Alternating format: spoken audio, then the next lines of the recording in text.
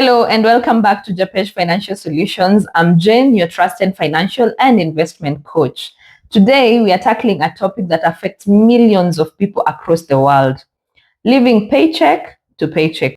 If you feel like your salary disappears as soon as it hits your account, imagine you're not alone, but it doesn't have to stay that way.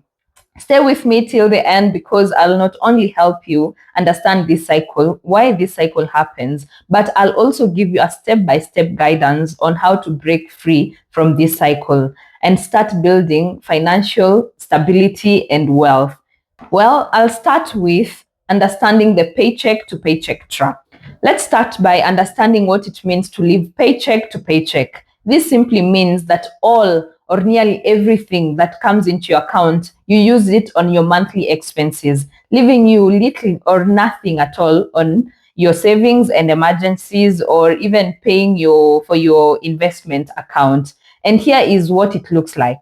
Like you get paid on 30th, then by the 5th of the next month, your rent, your debt, your food expenses, everything wipes out your income that comes into your account. Then you spend the rest of the month surviving, sometimes even going through your mobile loans to get maybe salary advances, or even borrowing from friends and family so that you can be able to help you survive. And this was now what we refer to as the to paycheck trap. And that is how you get trapped. You don't have any money left to pay for your emergency fund, to send into your investment account or your savings account.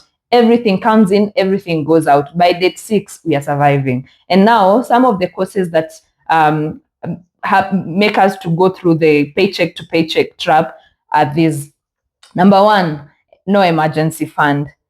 Like everything, a single unexpected emergency can force you to maybe use your whole of the next month's salary because we don't have emergency funds. The second one is high cost of living, especially in urban areas like Nairobi, Mombasa, Kisumu. The cost of living has really shot up. And so we end up like using everything that we get. We don't have any room for living for any development in terms of investment. The third one is lack of budgeting and financial planning. Sometimes clients come in and we sit down, and when I analyze their finances, the first thing I always ask, what's your budget look? How does your budget look like?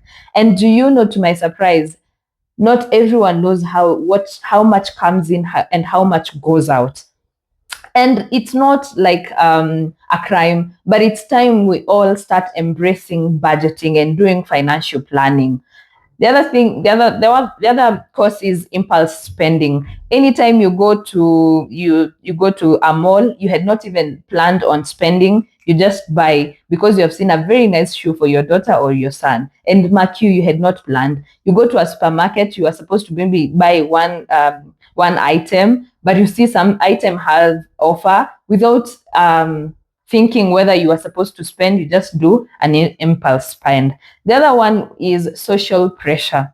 And this one eats a lot of us because we end up, because we want to please the society or our social pressures, we end up contributing to harambes that we are not supposed to. We end up contributing to funerals, weddings, black tax, rorashios, baby showers, so that we can just please people. And sometimes I always tell people it's okay to say no. And when you say no, no one knows how your financial picture looks like. So it's time to embrace saying no. And the other one is living beyond your means. And this one affects a lot of people because the moment we just maybe get pay rise, we want to move from the 2-bedroom we are currently to the 3-bedroom we are. And we end up sometimes even using debt to maintain our lifestyle. And the final cause is lack of multiple income streams. Relying only on one source of income can really messes us up because you will not only have any flexibility, or you will not leave any room for flexibility. So you end up relying on that one source of income, and this one can cause the cycle of you living from paycheck to paycheck.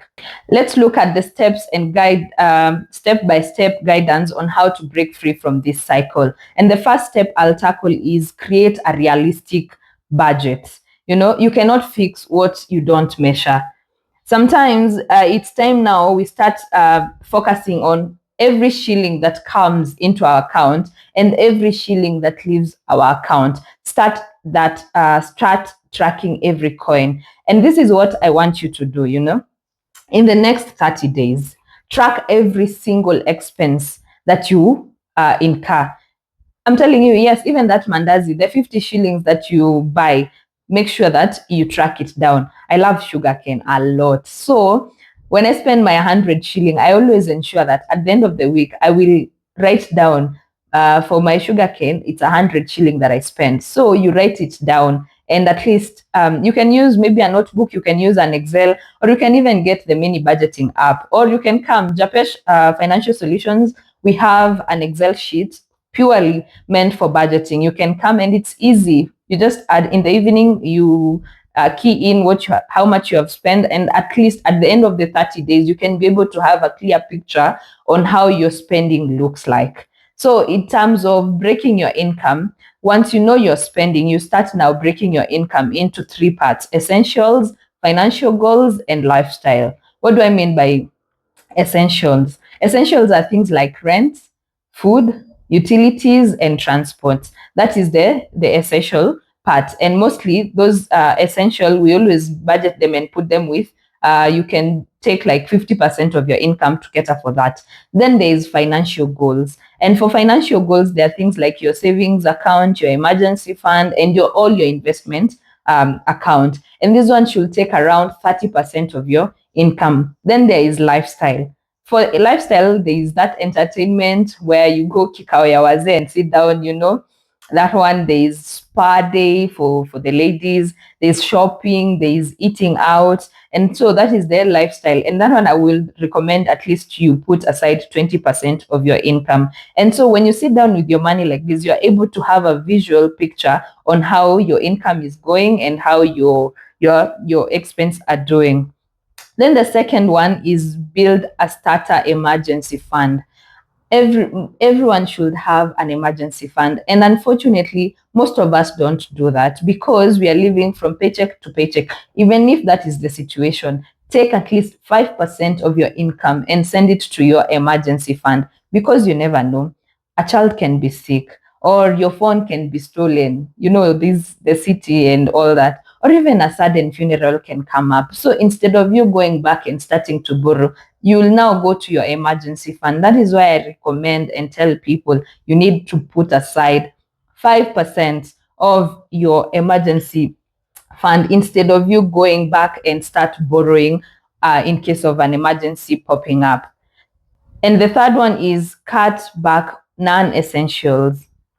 What do I mean by this? Cut back non-essential spending. Evaluate where money leaks. We have so many leaks in terms of our money. Daily lunch takeout. Must you really go for that takeout lunch? You can, instead of that, take 1,000 shillings, go to the supermarket, buy a very nice dish, make your own food from home and carry food at home. For me, I always carry my food from home because I realized you will use that 500 shillings, you'll use that 300 shillings. But at the end of it all, if you accumulate on a monthly basis, you realize takeout lunch is quite a lot of money. So it's time, like I want to say, everyone, carrying food from home if it's possible. And if it's not possible, is it okay that you eat more from home before you leave? And you train your body, I'll eat again once I get back home. In the middle, you can even take like just a tea and a small snack. The other non-essential spending that we always do is getting subscriptions that you don't use. Do you have any subscription that you don't use, or you just joined because a friend told you to join? Because that is also another spending that most of us are in, and we don't realize we are spending, even if that subscription is for like 600 or 1,000. You might assume that is small money, but I'm telling you, accumulatively, that's a lot of money. Then the other non-essential spending is betting apps or gambling. Do you have any betting app on your phone? Yes, you'll tend to differ with me and tell me It's easy money coming in, it's easy money going out. Ni kidogo too. I'm just gambling 100 shilling. But I'm telling you, accumulate that 100 shilling on a daily basis.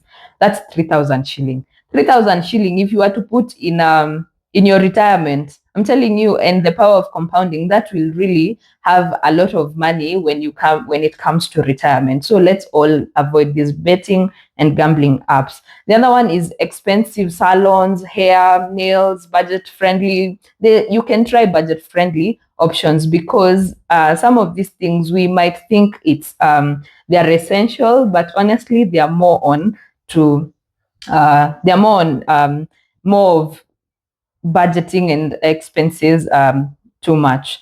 Then I need you to ask yourself, is it helping me to get out of the cycle, or is it keeping me inside the cycle? Before you spend, that's the big question that I need you to ask yourself. Like, you're going to that sweet spot. If it's you had budgeted on it, and you put that money on a sinking fund, and you told yourself, this is my soft life sinking fund, that's okay, that's acceptable. But if you had not, and you realize your girlfriends are going out to maybe the spa or salon, ask yourself, is it helping me to get out of my cycle? And my cycle, what we are talking about, is living from paycheck to paycheck, or is it digging me to stay in deeper and deeper?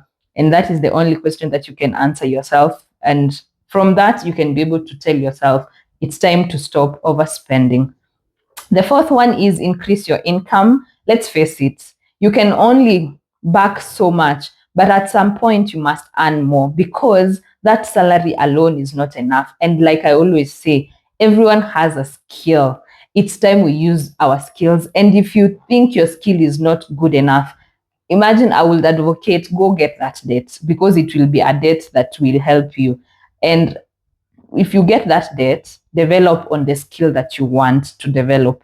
You've been wanting to bake, go for that baking class. You've been wanting to start a side hustle, start that side hustle. Is it you want to buy a boda boda? Because even if you bought a boda boda, it brings 500 shillings per day. And that money you didn't have. Is it having evening gigs? You have a car, yes, you're an 8 to 5 person. But after that, when you just go home, wouldn't you do a few rides for Uber or Bolt for like 2 to 3 hours, or even delivering things for people? Just have an idea on how you can be able to increase your income. The fifth one is pay off expensive debts. I know so many people, sometimes we are drained, and we might even end up paying a lot of money from our income, because we have a lot of expensive debts. It's time now to start paying off those expensive debts. And here's the strategy: list all your debts down. Start with small, the snowball method. In another video, I will explain how to tackle debt. And we will look at two methods, the snowball method and the avalanche method. Where for the snowball method, you list down all your debts, and you start paying the small debts. The kidogo kidogo ones inakuondokea, and it's a good win for you, because now you'll be left with the bigger debts. And for the other method, you start paying off debts with high interest rates.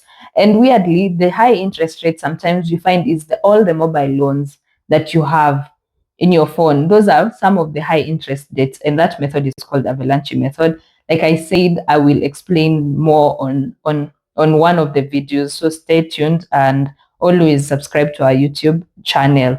The other strategy is be consistent on your payments. Don't pay this month your debt, the next month you're not paying, the other month you're paying. At least have the consistency, because lack of consistency will ensure that you end up having so many debts that are outstanding. And finally, avoid taking new debts unless it's for building an asset. If you know you're building an asset or you're upgrading your skill, yes, you can now take another debt. But if you're not doing that, maybe it's just a debt to just keep up with the Jones, don't. Avoid as much as you can. Then the sixth step is automate savings and investment.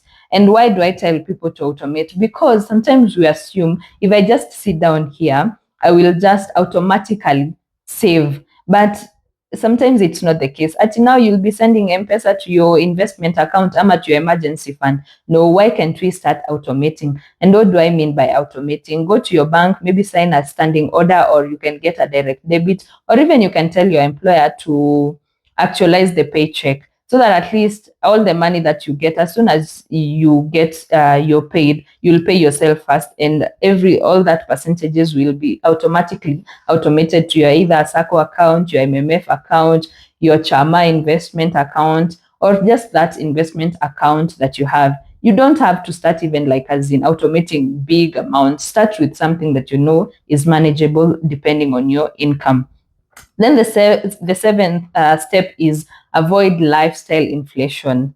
You know, I've over and over all my videos, I've always explained what lifestyle inflation is. And that is now basically why I need people to start avoiding lifestyle inflation, because it's a cycle that ensures us we live paycheck to paycheck. When you get a raise, don't increase spending, increase savings instead. And avoid upgrading your phone every year. I know iPhone people, you will want every year the iPhone comes in, you want to upgrade it. But sometimes it's okay to stay with it even for the next 2 years or 3 years. But if you can afford it, go for it. You avoid eating out on a daily basis. You avoid, if you're going for shere, ensure that you have budgeted for that money and not going beyond that amount that you're supposed to spend when you go for shere, and keeping up with your peers spending. Sometimes you don't know how their financial picture looks like, but when you go out, you just want to keep up with how they are spending. And I told you, you don't know if that person had enough sinking funds to allow them to spend like that. So instead, save or invest at least 50% of any increase that you get in terms of your finances. And we have looked at some of the causes of the cycle of living paycheck to paycheck. We have looked at steps to steps guidance on how you can stop that. And now finally, I want us to look at how you can shift your mindset, because all this, it comes from our mind. It's through our mind that we can be able to help us to be able to stop the cycle and at least have a new mindset on how to go about it. The paycheck to paycheck cycle is not just about money. It's about our mindset. It's time we change from thinking like, you know what, I can't save because I don't earn enough. Change that mindset to, how can I earn more and manage better? You see how I've changed that mindset. And also, this mindset that people always have, I'm just surviving. It's time we change that mindset to, I'm building my financial future. So you're not just surviving, you're building your financial future. The other mindset I need you to stop, if you're like, you have this mindset, is, I deserve to treat myself for now. So many of us will always do that. I deserve to treat myself for now. Nimeacha niambie mwili pole. Yes, it's good to tell mwili pole, but change that mindset to this. I'll treat myself when I hit my savings target.